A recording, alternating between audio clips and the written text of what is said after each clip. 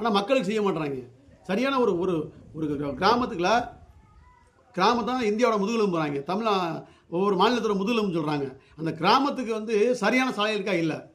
ஒரு பஸ்ஸு போனால் திருப்பி ரிட்டர்ன் இன்னொரு பஸ்ஸு கிராஸ் ஆகி போக முடியல, ஏற்று போக முடியல. அப்போ பின்னாடி வர வேண்டி இருக்குது. அப்போது அந்த மக்களுக்கான சரியான சாலை பாதுகாப்பை கூட இத்தனை 75 வருஷம் சுதந்திர இந்தியாவில் இங்கே உறுதி செய்ய முடியல. இந்த திராவிட கட்சிகள் வந்து 60 வருஷமாக ஆட்சி பண்ணி மக்களுக்கு, கிராமங்களில் வாழக்கூடிய மக்களுக்கு சரியான சாலை வசதிகளோட பண்ணித்தராமல் இருக்கிறாங்க. அப்போ இதெல்லாம் வந்து மக்கள் என்ன பண்ணணும்? கவனிக்கணும். ஏன் நமக்கு போட்டு தர மாட்டேறாங்க? ஏன்னா நமக்கு வரி பணத்தை வாங்குறாங்க, நம்மகிட்ட ஓட்டு வாங்குறாங்க. ஏன்னா நம்மகிட்ட வரி பணத்தை வாங்கி நம்மகிட்ட ஓட்டு வாங்கி நமக்கு சாலைகள் வந்து போட மாட்டாங்க. ஏன்னா அரசியல்வாதிகள் அதிகமாக அந்த கிராமத்துக்குள்ள வர்றது கிடையாது. ஒரு அரசியல் ஒருத்தர் எம்எல்ஏ ஆகிட்டார்னா, ஒரு எம்பி ஆகிட்டார்னா, ஒரு மாவட்ட கட்சி அவர் நேரத்துக்கு போயிடுறாரு. அவர் எங்கே வருவார்? கிராமத்தில் வரமாட்டார். அவர் எப்பாச்சும் அவர் வரவே மாட்டார். ஓட்டு வாங்க வருவாங்க, அதுக்கப்புறம் வரமாட்டாங்க. அவங்க என்ன பண்ணுவாங்க? சாலையிலே போவாங்க. ஏன்னா அதுக்கப்புறம் கம்பெனி வச்சுருவாங்க, பெரிய பெரிய நிறுவனங்களுக்கு ஓனர் ஆயிடுவாங்க.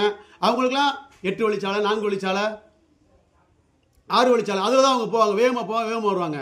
இங்கே உள்ள கனிமூலங்களை தனியார் முதலாளி கடத்தி கொண்டு போகிறதுக்கு, பெரிய பெரிய வெளிநாட்டு முதலாளிகளுக்கு அந்த பொருளை கடத்தி கொண்டு போகிறதுக்கு, சீக்கிரம் அவங்க விரைந்து போகிறதுக்கு அவங்க ரோடு போட்டு தராங்க. ஆனால்